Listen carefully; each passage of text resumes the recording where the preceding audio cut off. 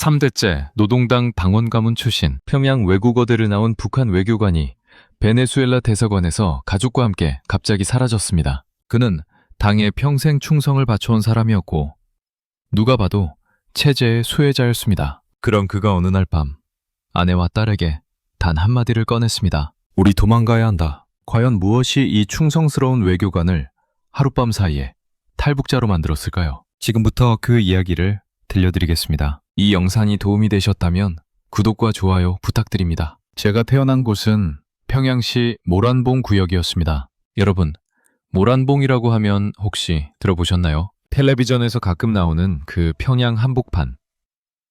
대동강이 내려다 보이는 언덕 동네입니다. 벚꽃 필 때면 온 동네가 분홍빛으로 물들어서 어릴 때 저는 그게 세상에서 제일 아름다운 풍경인 줄만 알았습니다. 아버지 손을 잡고 모란봉 공원 오솔길을 걷던 그 봄날들이 지금도 눈에 선합니다. 아버지는 그때마다 말씀하시곤 했습니다. 철씨야, 우리나라가 세상에서 제일이야. 어딜 가도 이런 데가 없어. 저는 그 말을 한치의 의심도 없이 믿었습니다. 우리 집안은 3대째 노동당 당원 가문이었습니다. 할아버지께서 6.25 전쟁 때 북쪽 편에 서셨고 그 공로로 우리 집안이 평양에 자리를 잡게 되었다고 들었습니다. 여러분 중에도 이산가족 문제로 아픔을 겪으신 분들이 계실 텐데 분단이란 게 어떤 가족은 이렇게 갈라놓고 어떤 가족은 저렇게 묶어두더군요. 어쨌거나 저희 집안은 북쪽에서 이른바 성분 좋은 집안이었습니다. 그 덕에 저는 평양 외국어대학 스페인어과에 들어갈 수 있었고 졸업 후 외교부 배속을 받아 외교관의 길을 걷게 되었습니다. 외교관이 된다는 것은 북한에서 굉장한 일이었습니다. 그 시절 어르신들이 기억하시는 일제시대 배급처럼 북한에는 모든 것이 배급으로 돌아가는데 외교관 가족은 그 배급의 맨 위에 있었습니다. 좋은 아파트, 외화로 살 수 있는 물건들, 해외 파견의 기회, 일반 주민들이 장마당이라고 우리로 치면 재래시장 같은 곳인데 거기서 하루 끼니를 걱정하며 살 때 저희는 그나마 먹고 사는 걱정은 덜했습니다. 2022년 저는 베네수엘라 카라카스 주재 북한 대사관 2등 서기관으로 발령을 받았습니다. 아내 명희와 딸 수연이와 함께였습니다. 수연이가 그때 23살이었으니 다 큰 딸과 함께 해외 발령을 받은 셈이었습니다. 카라카스는 남미의 도시치고는 복잡하고 혼란스러운 곳이었지만 대사관 관사 안에서의 생활은 꽤 안정적이었습니다. 아내는 관사 작은 마당에 상추며 고추며 텃밭을 가꾸었고 저는 매일 아침 7시에 출근해서 저녁 6시에 퇴근하는 반듯한 생활을 했습니다. 그런데 말입니다. 여러분, 겉으로 보면 그게 꽤 괜찮은 삶처럼 보이죠? 저도 그렇게 생각했습니다. 한동안은. 그런데 사실 그 생활 속에는 항상 눈이 있었습니다. 동네 이장님이 모든 걸 결정하고 감시하는 것처럼 대사관 안에는 보위부 감시원이 상주하면서 외교관들의 일거수일투족을 지켜보았습니다. 현지인 친구를 사귀어도 보고 어디서 밥을 먹어도 보고 심지어 관사 안에서 무슨 말을 하는지도 옆집에서 다 들여다보듯 감시가 들어왔습니다. 저는 그것을 당연하게 여기며 살았습니다. 당에 충성하는 사람이라면 숨길 게 없다. 그렇게 배웠으니까요. 그러다 어느 날 저녁이었습니다. 퇴근하고 관사로 돌아오니 수연이가 방에서 뭔가를 보다가 화들짝 놀라며 노트북을 덮었습니다. 평소엔 그냥 넘어갔을 장면인데 그날따라 딸아이 눈빛이 이상하게 마음에 걸렸습니다. 아버지 마음이란 게 그런 거지 않습니까? 뭐가 불안해하는 자식의 눈빛은 멀리서도 알아채게 되는 법이죠. 저는 아무 말도 않고 방을 나왔습니다. 그런데 그날 밤 잠을 이룰 수가 없었습니다. 어릴 때 아버지 손잡고 걷던 모란봉 오솔길이 자꾸 눈앞에 어른거렸습니다. 그 길이 그렇게 아름다웠는데 어쩌다 우리가 이런 삶을 살게 됐을까? 처음으로 그런 생각이 스멀스멀 올라왔습니다. 그로부터 사흘이 지난 저녁이었습니다. 아내는 장을 보러 잠깐 나가고 관사 안에 저와 수연이 둘만 남았습니다. 딸아이는 자기 방에서 나올 생각을 안 했습니다. 저는 거실 소파에 앉아 괜히 컵에 물만 따랐다 비웠다 하다가 결국 수연이 방문을 두드렸습니다. 아버지다. 들어가도 되겠냐? 잠시 머뭇거리는 소리가 들리더니 문이 열렸습니다. 수연이는 노트북을 무릎 위에 올려둔 채 앉아 있었습니다. 화면은 꺼져 있었습니다. 저는 그의 옆에 조용히 앉았습니다. 한참 아무 말도 없이 있다가 제가 먼저 말했습니다. 그날 뭘 보고 있었냐? 수연이가 고개를 들어 저를 봤습니다. 23살 다 큰 딸인데 그 눈빛은 영락없이 어릴 때 제가 혼날까봐 눈치 보던 그 얼굴이었습니다. 가슴이 찡했습니다. 저는 낮은 목소리로 말했습니다. 아버지한테는 말해도 돼? 그제야 수연이가 노트북을 열었습니다. 화면에는 유튜브가 켜져 있었습니다. 한국 뉴스 채널이었습니다. 베네수엘라 현지 인터넷망을 통해 접속한 것이었는데 북한에서였다면 상상도 못할 일이었죠. 수연이가 떨리는 손가락으로 영상 하나를 틀었습니다. 제목이 북한 주민들의 실제 생활이었습니다. 여러분, 저는 그 영상을 보면서 처음엔 코웃음을 쳤습니다. 또 남조선 반동선전이구나. 그렇게 생각했습니다. 그런데 화면 속 장면들이 자꾸 눈에 걸렸습니다. 함경도 어느 마을 장마당 풍경이었는데 거기서 쌀을 팔고 있는 할머니의 손이 제 어머니 손과 똑같이 거칠고 마디가 굵었습니다. 그 옆에 앉아서 강냉이 떡을 팔고 있는 아주머니의 눈빛이 제 고향 이웃들 눈빛과 똑같았습니다. 그건 선전 영상이 만들어낼 수 있는 눈빛이 아니었습니다. 영상이 끝나고 수연이가 조용히 말했습니다. 아버지, 저 요즘 계속 이런 거 찾아보고 있어요. 한국 유튜브도 보고 외국 뉴스도 보고. 근데 아버지, 우리가 학교에서 배운 거랑 너무 달라요. 우리가 세상에서 제일 잘 산다고 배웠는데 말을 잇지 못하는 딸아이 목소리가 떨렸습니다. 저는 뭐라고 말해야 할지 몰랐습니다. 55년을 살면서 처음으로 아버지로서 해줄 말을 잃어버렸습니다. 그날 밤 저는 수연이가 저장해둔 영상들을 혼자 밤새 다 봤습니다. 한국 사람들이 마트에서 장 보는 영상, 평범한 서울 골목 풍경, 북한 이탈 주민들의 증언들, 그러면서 제 기억 속 장면들이 하나씩 떠올랐습니다. 부임 전 평양에서 봤던 장면들, 배급이 끊겨 이웃이 굶었던 일, 동료가 밤사이 행방불명됐던 일, 그것들이 조각조각 맞춰지기 시작했습니다. 마치 수십 년간 흐릿하게 보이던 그림의 안개가 걷히듯이. 새벽 3시쯤이었을 겁니다. 저는 노트북을 덮고 천장을 바라보았습니다. 우리 아버지가 그렇게 자랑스럽게 말씀하시던 나라, 제가 평생 충성을 바쳤던 그 나라가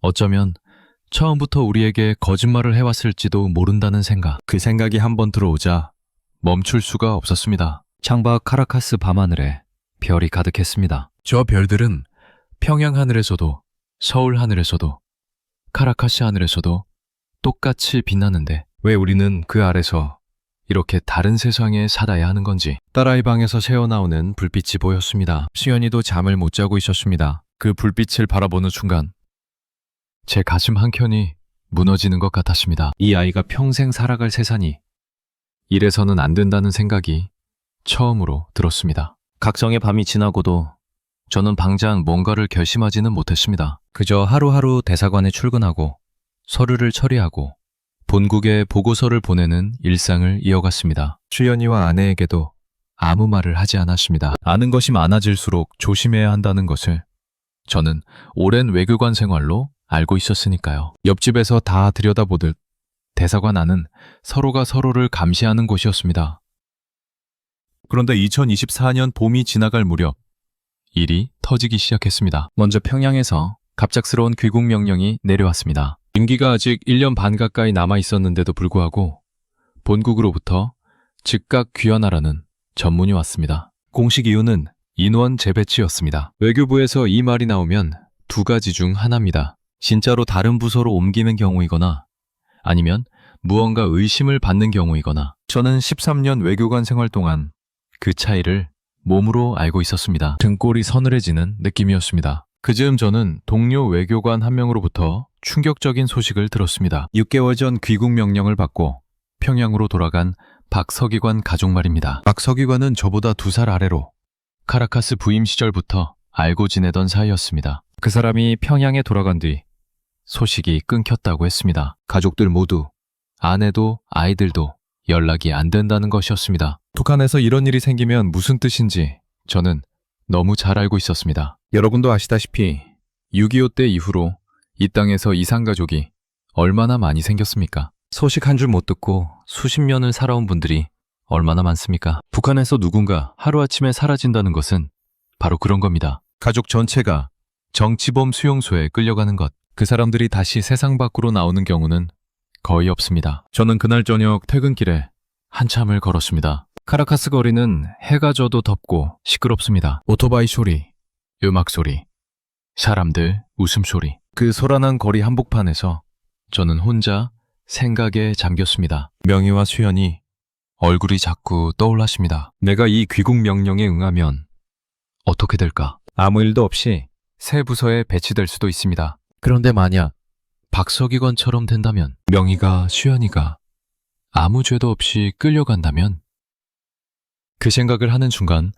발걸음이 멈췄습니다. 아버지로서, 남편으로서 그 장면만큼은 절대로 상상하고 싶지 않았습니다. 관사로 돌아왔을 때 수연이가 저녁을 차리고 있었습니다. 아무것도 모르는 얼굴로 아버지 오셨어요? 하고 웃었습니다. 그 웃음이 너무 고맙고 너무 아팠습니다. 이 아이에게 어떤 일이 생기더라도 그건 제가 막아야 한다는 생각, 아버지라면 그래야 한다는 생각, 그 생각이 처음으로 칼날처럼 선명하게 들어왔습니다. 그 순간부터 저는 다른 사람이 되기 시작했습니다. 귀국 명령을 받은 지 닷새가 지난 밤이었습니다. 저는 그 닷새 동안 매일 밤 잠을 거의 못 잤습니다. 눈을 감으면 박서기관 아이들 얼굴이 떠올랐습니다. 명희 얼굴이 떠올랐습니다. 수연이 얼굴이 떠올랐습니다. 그리고 평양에 계신 부모님 얼굴도. 아버지는 벌써 80이 넘으셨고 어머니도 70 중반이셨습니다. 부모님께는 연락조차 드릴 수 없는 상황이었습니다. 아들이 이런 생각을 품고 있다는 걸 아시면 두 분이 얼마나 위험해지실지 모르니까요. 그 밤 저는 마음을 정했습니다. 관사 안에 감시 카메라가 3군데 있다는 것을 저는 알고 있었습니다. 현관, 거실, 그리고 바깥마당,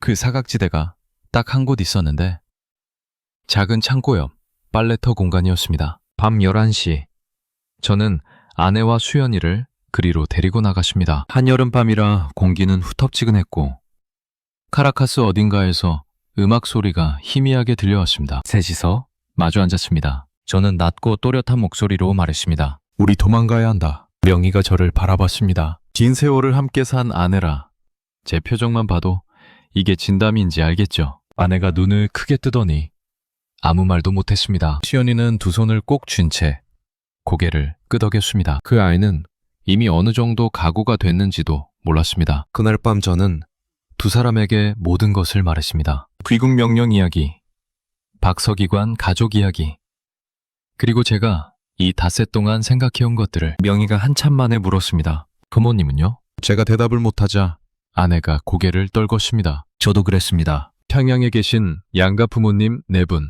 우리가 도망치면 그분들이 어떻게 되실지. 북한에서는 가족 중 누가 탈북하면 남은 가족이 연좌제로 처벌을 받습니다.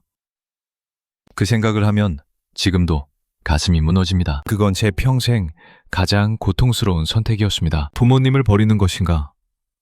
자식과 아내를 버리는 것인가? 그 사이에서 저는 어떤 아버지도 해서는 안 될 선택을 해야 했습니다. 결국 저는 말했습니다. 부모님은 우리가 살아서 통일을 기다리는 수밖에 없다. 눈물을 참으며 한 말이었습니다. 명희도 울었습니다. 수연이도 울었습니다. 카라카스의 밤은 그렇게 깊어갔습니다. 이틀 후 저는 대사관 서류 창고에 들어가는 기회를 이용해 가족 셋의 여권을 챙겼습니다. 공식 여권은 대사관이 보관하지만 비공식 서류 더미 속에 복사본이 있다는 것을 저는 알고 있었습니다. 탈출 루트는 머릿속으로만 그렸습니다. 카라카스에서 콜롬비아 방향으로, 거기서 다시 남쪽으로. 구체적인 것은 움직이면서 정할 수밖에 없었습니다. 모든 계획은 들키기 전까지만 계획일 뿐이니까요. 수연이가 짐을 싸면서 물었습니다. 아버지, 무서워요? 저는 잠시 생각하다가 말했습니다. 무섭다. 근데 너희가 더 무서운 세상에 있는 것보다는 낫다. 그 말이 제 진심이었습니다. 두렵지 않은 아버지는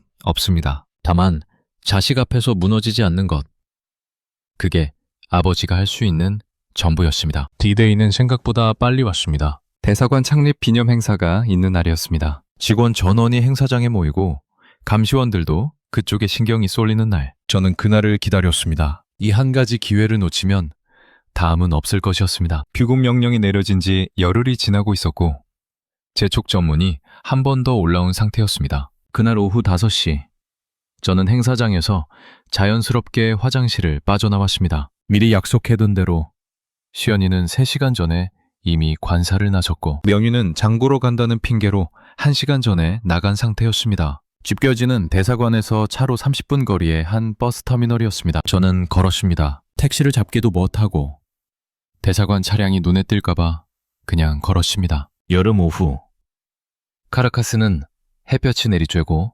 땀이 비오듯 흘렀습니다. 평소엔 20분이면 걸을 거리가 그날은 1시간처럼 느껴졌습니다. 걸으면서 저는 자꾸 평양을 생각했습니다. 모란봉 공원, 아버지 손, 봄날의 벚꽃, 다시는 못 볼 풍경들이 필름처럼 스쳐갔습니다. 터미널 건물이 보이기 시작할 때였습니다. 뒤에서 누군가 제 어깨를 툭 쳤습니다. 돌아보니 대사관 보위부 감시원 정씨였습니다. 가슴이 내려앉는 기분이었습니다. 그 사람은 늘 쥐 눈깔처럼 작고 날카로운 눈으로 사람을 훑어보는 자였습니다. 저는 아무렇지도 않은 척 웃으며 말했습니다. 종국무, 여기 왜 왔어? 그 사람이 저를 보더니 말했습니다. 행사장에 안 계셔서 찾고 있었습니다. 잠깐 어디 가시는 겁니까? 그 3초가 제 생애 가장 긴 3초였습니다. 여러분, 그 느낌을 어떻게 설명할까요? 마치 심장이 완전히 멈춰버린 것 같은, 몸 안에 피가 다 빠져나간 것 같은 그 감각. 저는 느릿느릿, 가능한 한 침착하게 말했습니다. 좀 속이 좋지 않아서 걷고 있어. 금방 들어가겠어. 정씨가 저를 한번 훑어봤습니다. 그 눈빛이 어땠는지는 지금도 잊을 수가 없습니다. 의심인지 그냥 확인인지 알 수 없는 그 눈빛. 그러다 그 사람이 고개를 끄덕이며 돌아섰습니다. 저는 그 사람 등이 시야에서 사라질 때까지 꼼짝 않고 서 있었습니다. 다리가 후들거렸습니다. 가까스로 정신을 수습하고 터미널로 들어갔습니다. 명희와 수연이가 구석 의자에 나란히 앉아 있었습니다. 저를 보자마자 명희가 자리에서 일어났습니다. 아무 말 없이 저를 붙잡았습니다. 수연이도 제 팔을 꼭 쥐었습니다. 그 손들이 다 떨리고 있었습니다. 저도 떨렸습니다. 저는 두 사람에게 낮게 말했습니다. 가자. 버스는 밤 9시 출발이었습니다. 목적지는 콜롬비아 방향. 창밖으로 카라카스 불빛이 점점 멀어졌습니다. 저는 하늘을 바라보며 속으로 빌었습니다. 부모님, 이 아들을 용서하십시오. 살아서 통일된 나라에서 꼭 다시 뵙겠습니다. 버스가 국경을 넘던 새벽, 저는 뜬 눈으로 앉아 있었습니다. 베네수엘라와 콜롬비아 사이 국경 검문소에서 출입국 직원이 버스 안으로 들어와 여권 검사를 했습니다. 그 몇 분이 얼마나 길었는지 모릅니다. 직원이 제 여권을 들여다보는 동안 저는 숨을 참았습니다. 북한 외교관 여권이 아닌 미리 준비해둔 다른 신분 서류였지만 손이 식은땀으로 흥건했습니다. 직원이 여권을 돌려주며 그라시아스라고 했을 때 저는 속으로 하늘에 감사드렸습니다. 콜롬비아 보고타에 도착한 것은 이튿날 낮이었습니다. 어디로 가야 할지 막막했습니다. 중국어도 영어도 어느 정도 했지만 스페인어는 외교관 시절 공무용으로만 쓰던 수준이라 일반 시민처럼 자연스럽게 섞이기가 어려웠습니다. 시연이가 스마트폰으로 한인교회를 검색해냈습니다. 그때 그 아이가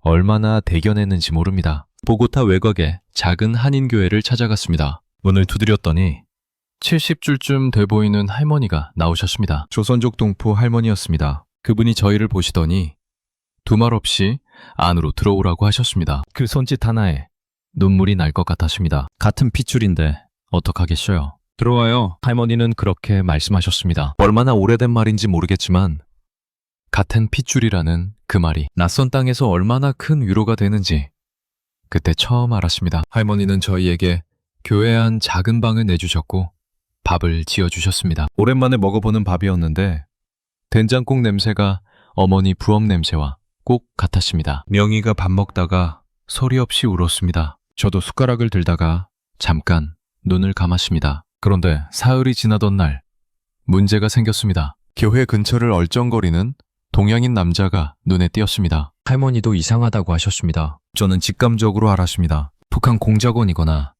아니면 그쪽에서 고용한 사람이거나 베네수엘라 주재 북한 대사관에서 저희 가족이 실종됐다는 것을 이미 파악했을 것이고 공작 라인을 통해 추적해 들어왔을 가능성이 충분했습니다. 저는 그날 저녁 명희와 수연이에게 말했습니다. 너희들 먼저 에콰도르로 내려가라. 나는 이틀 뒤에 간다. 명희가 강하게 고개를 저었습니다. 같이 가요. 저는 단호하게 말했습니다. 저 사람 시선을 제가 끌어야 너희가 움직일 수 있어. 내가 여기 있으면 저 사람은 나를 따라다녀. 그 틈에 너희가 빠져나가는 거야. 명희가 입술을 꽉 깨물었습니다. 수연이가 제 손을 잡았습니다. 그날 밤 명희와 수연이는 할머니가 연결해 주신 선교사님의 차를 타고 보고타를 떠났습니다. 떠나기 전 수연이가 저를 꼭 안았습니다. 말없이 그 아이 등을 포닥였습니다. 차가 골목을 돌아 사라지는 것을 보고 나서 저는 혼자 남았습니다. 그 골목이 그렇게 넓어 보일 수가 없었습니다. 혼자 보낸 이틀이었습니다. 저는 보고타 교회 근처를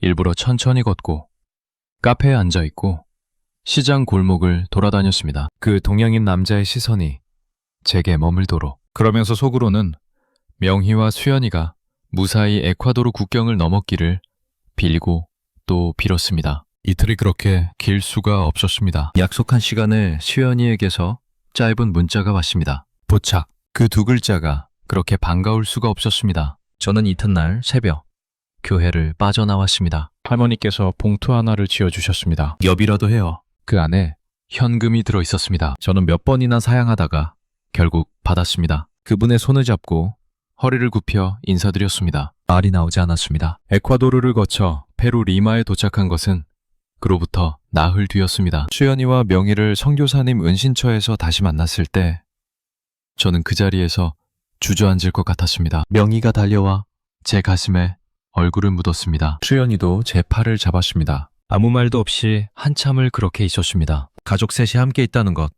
그것만으로 충분했습니다. 그 순간의 안도감은 평생 잊지 못할 것입니다. 그런데 아직 끝이 아니었습니다. 리마에서 한국 대사관을 찾아가기로 결심했습니다. 선교사님이 말씀하셨습니다. 쉽지 않을 겁니다. 북한 외교관 출신이라서 절차가 복잡할 거예요. 그 말대로였습니다. 무작정 대사관 정문 앞에 서는 것은 위험했습니다. 북한 공장 라인이 대사관 주변도 감시할 수 있었으니까요. 선교사님을 통해 대사관 쪽과 미리 연락이 닿았습니다. 그분들이 정해주신 시간, 정해주신 방법대로 움직였습니다. 저는 그날 아침 명희와 수연이에게 말했습니다. 어떤 일이 있어도 앞만 보고 걸어. 멈추지 마. 둘 다 고개를 끄덕였습니다. 대사관 건물이 보이는 골목에 들어섰을 때였습니다. 뒤에서 발소리가 들렸습니다. 빠른 발소리. 저는 명희와 수연이를 앞으로 밀었습니다. 뛰어! 세 사람이 달렸습니다. 대사관 정문이 가까워졌습니다. 문 앞에 서 있던 직원이 저희를 보더니 문을 열었습니다. 안으로 들어서는 순간 뒤에서 들리던 발소리가 멈췄습니다. 문이 닫혔습니다. 대사관 직원이 저를 보며 물었습니다. 어떻게 오셨습니까? 저는 숨을 한번 고르고 말했습니다. 저는 리철수입니다. 베네수엘라 주재 북한 대사관 2등 서기관이었습니다. 가족 셋이서 망명을 신청하러 왔습니다. 직원이 눈을 크게 떴습니다. 잠시 후 그 직원이 안쪽으로 들어가더니 다른 분들이 여럿 나왔습니다. 국정원에서 나오신 분들이라고 했습니다. 그분들도 처음엔 믿기 어렵다는 표정이었습니다. 북한 현직 외교관 가족의 망명은 그분들도 처음 겪는 일이라고 했습니다. 저는 그냥 두 손을 모으고 말했습니다. 부탁드립니다. 인천공항에 내렸을 때 저는 멈춰서서 숨을 한번 크게 들이쉬었습니다. 무슨 이유인지 모르겠는데 공기가 달랐습니다. 카라카스 공기도 아니고 보고타 공기도 아닌 제가 태어난 땅과 가장 가까운 같은 반도의 공기. 코끝이 시큰했습니다. 명희가 제 팔을 잡았습니다. 수연이가 창밖을 보다가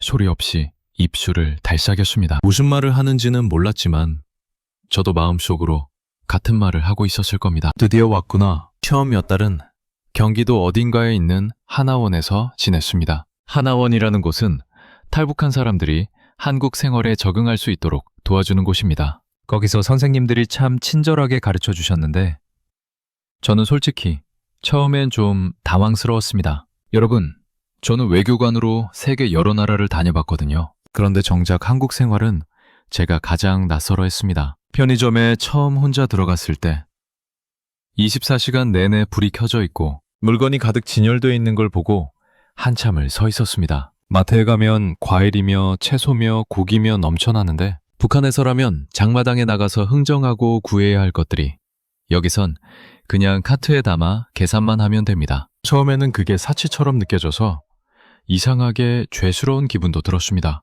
평양에 계신 부모님이 생각나서요. 그 마음은 지금도 완전히 사라지지 않습니다. 한국말도 처음엔 어색했습니다. 말은 같은 말인데 억양이 다르고 쓰는 단어가 다르고 무엇보다 사람들이 굉장히 빠르게 말합니다. 수연이는 금방 적응했습니다. 젊어서인지 금세 서울 말투를 배우고 대학 입학 준비도 시작했습니다. 그 아이가 도서관에서 책을 빌려오는 것을 볼 때마다 저는 속으로 생각했습니다. 이 아이를 위해 도망쳤던 것이 맞았구나. 명희는 적응이 가장 빨랐습니다. 아내는 한국 음식 맛이 북한 음식과 비슷하다며 금방 좋아하기 시작했습니다. 김치 맛이 달라도 김치는 김치고 된장찌개는 된장찌개라면서요. 어떤 날은 아내가 고향 함흥에서 만들던 방식으로 냉면을 만들었는데 맛이 서울 식당 냉면이랑 달랐습니다. 그런데 저는 그 냉면이 더 맛있었습니다. 고향 냄새가 났으니까요. 여러분, 저는 요즘 아침이면 창문을 열고 하늘을 봅니다. 서울 하늘이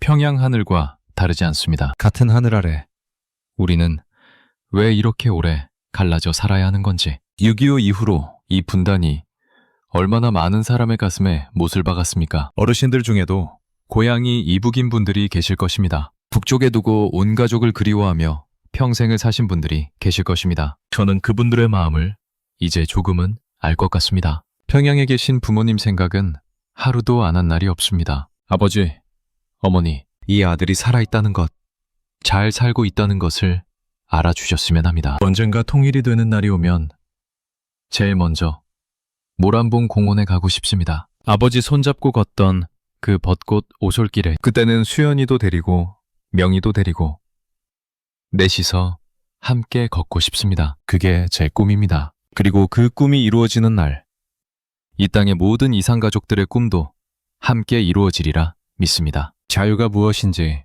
저는 이제 압니다. 그것은 화려한 것이 아닙니다. 아침에 일어나서 오늘 하루 무엇을 할지 제 스스로 정할 수 있다는 것. 아무도 감시하지 않는 밤에 창문을 열고 별을 볼 수 있다는 것. 그것이 자유입니다. 그 자유를 북쪽에 남아있는 분들도 언젠가 누릴 수 있기를. 저는 매일 아침 창문을 열며